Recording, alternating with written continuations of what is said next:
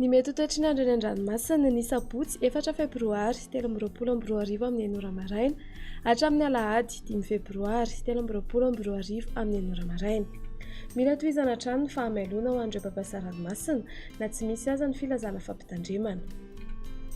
Ho an'ny morontsiraka Atsinanana, Cap-d'Ambre hatrany Akapesta, anorana amin'ny ankapobeny, ho avy atsimon'ny rivotra ka ho 8 hatramin'ny 7 km isan'ora. Ho avy andrefana manakaiky ny Cap-d'Ambre mandritry ny alina ka ho 9 hatramin'ny 18 km isan'ora. Mety hahatratra 17 km isan'ora ny rivotra na any amin'ny tendrony atsimo amin'ny farany fe-potoana. Anonjaben'ny ranomasina, Avon'ny onja 2.5 metatra. Kapesta hatrany Mahanoro, anorana ny andro ary mety hatevina kokoa izany any amin'ny tapany atsimo. Ho avy atsimon'ny rivotra ka ho 9 hatramin'ny 18 km isan'ora. Anonjaben'ny ranomasina, Avon'ny onja manodidina ny 2 metatra, isan'ny rano madinika avy atsimo Atsinanana. Mahanoro hatrany Tolagnaro, anorana matevina indraindray. Ho avy Atsinanana, somary atsimo Atsinanana ny rivotra ka ho 9 hatramin'ny 19 km isan'ora. Hahatratra 20 km isan'ora rehefa manalavitra ny morontsiraka. Anonjaben'ny ranomasina, Avon'ny onja manodidina ny 2 metatra, isan'ny rano madinika avy atsimo Atsinanana. Tolagnaro hatrany Cap-Sainte-Marie, andrahoana amin'ny tsitokotoko. Ho avy Atsinanana ny rivotra ka ho 20 hatramin'ny 49 km isan'ora. Anonjaben'ny ranomasina, Avon'ny onja 2 metatra.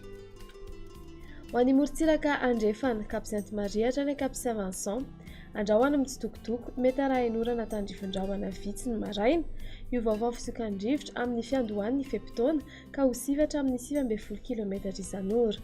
Ho avy atsimo na atsimo Atsinanana kosa manomboka ny atoandro ka ho 19 km isan'ora. Hahatratra 7 hatramin'ny 15 km isan'ora ny any amin'ny tendrony atsimo. Adiny mpanonja na anonjaben'ny ranomasina, Avon'ny onja manodidina ny 1 hatramin'ny 1.5 metatra. Cap-Saint-Vincent hatrany Cap-Saint-André, anorana tandrifin-drahona vitsy any amin'ny tapany avaratra ny maraina, ho maina kosa ny any ankafa. Ho avy atsimon'ny rivotra ka ho 9 hatramin'ny 19 km isan'ora. Hahatratra 20 km isan'ora ny alina. Adiny mpanonja ranomasina, Avon'ny onja ho latsaky ny 4.4 metatra. Cap-Saint-André hatrany Analalava, anorana tandrifin-drahona mety arahi-kotroka ny maraina, ho maina kosa ny atoandro. Ho avy andrefana na atsimo andrefana ny rivotra ka ho 9 hatramin'ny 19 km isan'ora. Ho tonona adiny mpanonja ranomasina, Avon'ny onja ho latsaky ny 4.4 metatra.